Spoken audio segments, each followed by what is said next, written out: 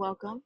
My name is Yvette Saldana, and today I will be talking about sexual risk-taking and disparities in adolescence today. What we know about sexual risk-taking and sexual education is that it's a very awkward subject. It's a touchy subject. Adolescents and teenagers do not want to talk about this, or they want to keep to themselves, or they think they know what they're doing already. They feel shame depending on their cultural background or just their thoughts in general, because people don't want to talk about this with adults. It's just an interesting and awkward subject to be talking with other people, especially your teachers and your parents. One thing to know is that sexual health disparities are shaped by race, poverty, and inequality.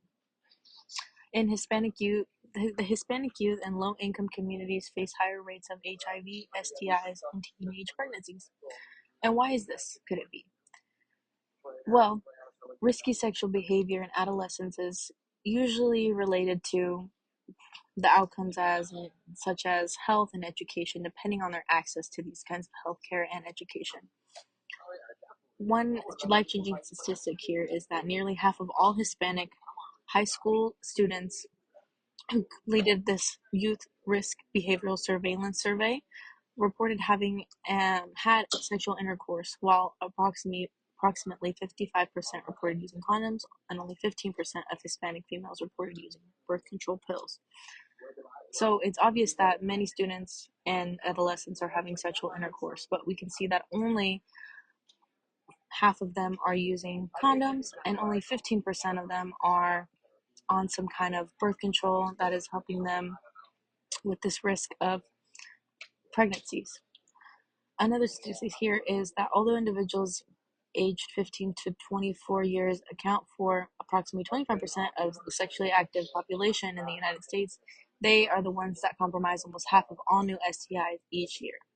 So this Hispanic background is at high risk because they do not have the education regarding their sexual health, as well as don't have the tools or courage to go and ask for help about these things.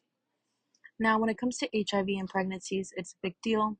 Teenage pregnancies can be very difficult depending on the families as well, and HIV is a life-changing disease. The World Health Organization stated that 1.3 million new HIV infections and that there are 1.3 million new HIV infections in 2023, where many are in the unserved youth. Over 50% of pregnancies among teenagers aged 15 to 19 were unattended. And in the US, Hispanic youth usually face late diagnosis and lower access to this kind of treatment. How do we help them? So, ethnic identity and family peer support reduce sexual risk and promote school involvement. Although we can't ask for all families to be involved, we can try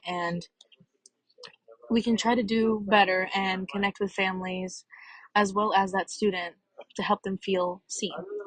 Programs should be culturally responsive and community-based.